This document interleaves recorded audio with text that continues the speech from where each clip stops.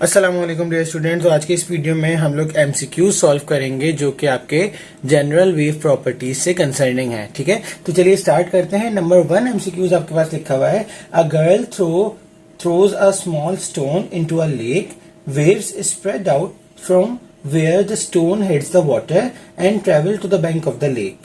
She noticed that 10 waves reaches the side of the pond in a time of 5.0 second. What is the frequency of the wave? ठीक है, बात समझ आई कि एक लड़की ने जो है वो एक छोटा सा पत्थर जो है वो लेक के ऊपर थ्रो किया, लेक में फेंका, तो हुआ क्या कि वेव्स जो है वो स्प्रेड आउट होने लगी। जो वेव स्प्रेड आउट हो रही हैं वो क्या कर रही हैं, वो हिट कर रही हैं वाटर को, जहां पर स्टोन ने हिट किया है वाटर को, वो जा रही हैं बैंक ऑफ द लेक, मतलब लेक के किनारे के ऊपर। ठीक है, तो वो नोटिस क्या कर रही है कि 10 वेव्स जो हैं वो पॉन्ड के लेक पे, यानी कि पॉन्ड के साइड पे 5 सेकंड के अंदर पहुंच रही है। तो हमें बताना है कि फ्रीक्वेंसी क्या है। ठीक है, तो आपको पता है कि जो फ्रीक्वेंसी का फॉर्मूला होता है वो हमने पढ़ा था। फ्रीक्वेंसी का फॉर्मूला होता है, एक तो होता है 1/t।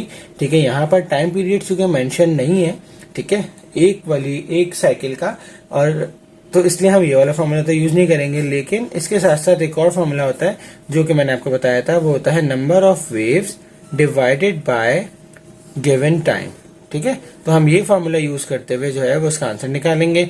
नंबर ऑफ वेव आपको पता है कितनी है, 10 वेव्स हैं। ठीक है, जबकि टाइम कितना ले रही है, 5 सेकेंड। तो 5 1 जा 5 2 जा, तो फ्रीक्वेंसी की यूनिट होती है हर्ट्ज, तो 2 hertz is the right answer. ठीक है, नेक्स्ट है हमारे पास, water waves can be used to show reflection, refraction and diffraction. ठीक है, हमें पता है, हमने जो है इस चैप्टर के अंदर ये प्रॉपर्टीज पढ़ी भी हैं वाटर वेव्स की, ठीक है, या वेव्स की। तो फॉर ईच ऑफ दीज अब कह रहे क्या है कि भाई हमें ये रॉ में से कोई एक रॉ सिलेक्ट करनी है। हमें बताना है कि स्पीड जो है वाटर वेव्स की वो किस में चेंज होती है और किस में चेंज नहीं होती। बात समझ आ रही है? जैसे रिफ्लेक्शन में लिखा हुआ है, देखें आपके पास जो कॉलम बना हुआ है ऊपर, ठीक है, उसमें लिखा हुआ है reflection yes, refraction yes, diffraction yes. मतलब ये कह रहे हैं कि भाई जो वाटर वेव्स की स्पीड होती है वो रिफ्लेक्शन में भी चेंज होती है, रिफ्रैक्शन में भी चेंज होती है, डायफ्रैक्शन में भी चेंज होती है। अब ये बात इन्होंने ऑप्शन दिया हुआ है, ठीक है, हमें बताना है कि किसमें स्पीड चेंज होती है, किसमें स्पीड चेंज नहीं होती। तो अगर हम सबसे पहले रिफ्लेक्शन की बात करते हैं, क्योंकि पहला कॉलम है आपके पास, तो रिफ्लेक्शन आपको पता है, मैंने आपको बताया था, रिफ्लेक्शन में जो है वो स्पीड का कोई इफेक्ट नहीं होता। जो वेव्स यहां से स्ट्राइक करेंगी किसी भी सरफेस, किसी भी मीडियम के ऊपर, वो रिफ्लेक्ट होने के बाद भी सेम स्पीड से ट्रेवल करेंगी। ठीक है, तो हमने रिफ्लेक्शन के अंदर कोई स्पीड का कॉन्सेप्ट नहीं पढ़ा। ठीक है, जबकि अगर हम रिफ्रैक्शन की बात करें तो रिफ्रैक्शन के अंदर हमने पढ़ा था कि स्पीड जो है वो चेंज हो जाती है। अच्छा, यहां पर लिख लेते हैं कि रिफ्लेक्शन, ये हो गया रिफ्लेक्शन, ठीक है, ये हो गया रिफ्रैक्शन, ठीक है, और ये हो गया डायफ्रैक्शन। ठीक है, अब यहाँ पर हम लिख लेते हैं, सबसे पहले मैंने आपको बताया रिफ्लेक्शन, रिफ्लेक्शन में कोई चेंज नहीं होता, तो पहला वाला तो हो गया नो। ठीक है, रिफ्रैक्शन में चेंज होता है।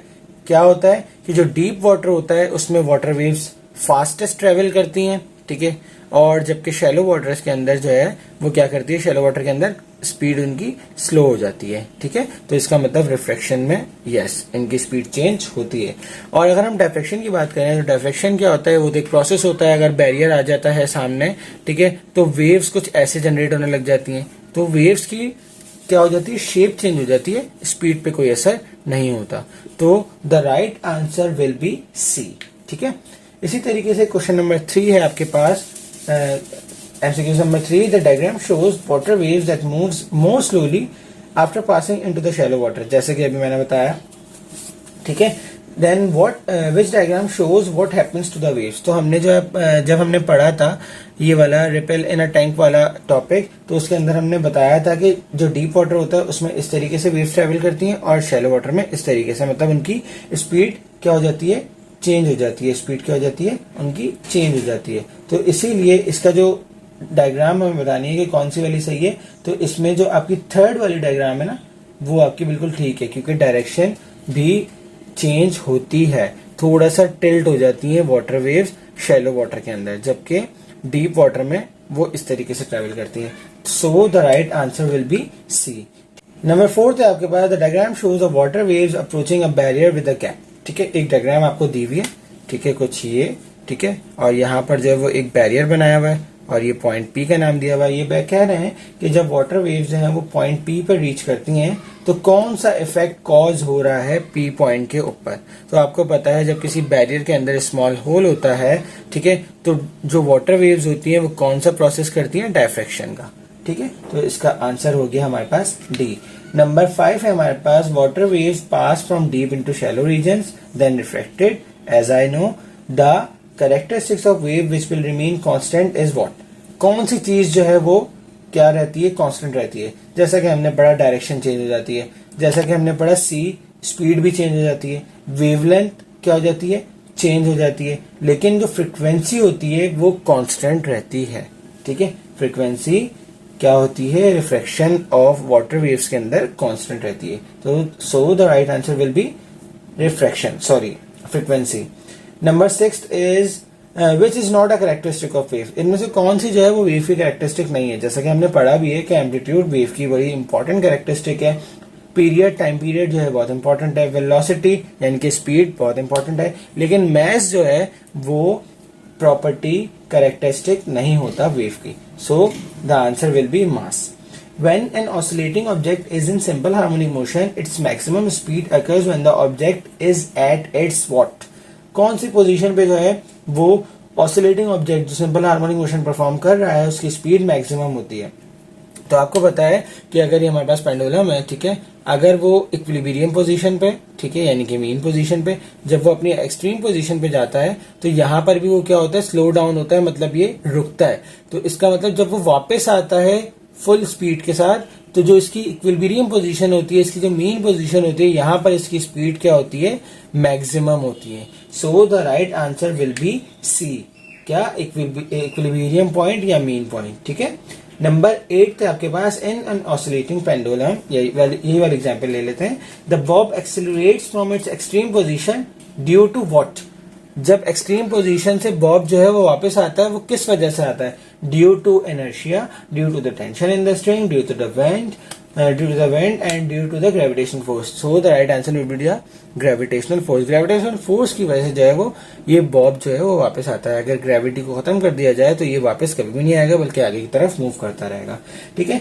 क्वेश्चन नंबर 9 है आपके पास, in the ball and bowl system the mean position is at what. कौन सी पोजीशन पे जो है वो सबसे ज्यादा जो है वो क्या होती है, तो बॉल एंड बाउल सिस्टम में मीन पोजीशन कहाँ पर होती है। तो आपको पता है अगर ये बाउल है हमारे पास और यहाँ से अगर हम मैं बॉल में यहाँ से ड्रॉप करता हूँ तो वो ऐसे क्या करेगी, रोटेट करती रहेगी यहाँ पर।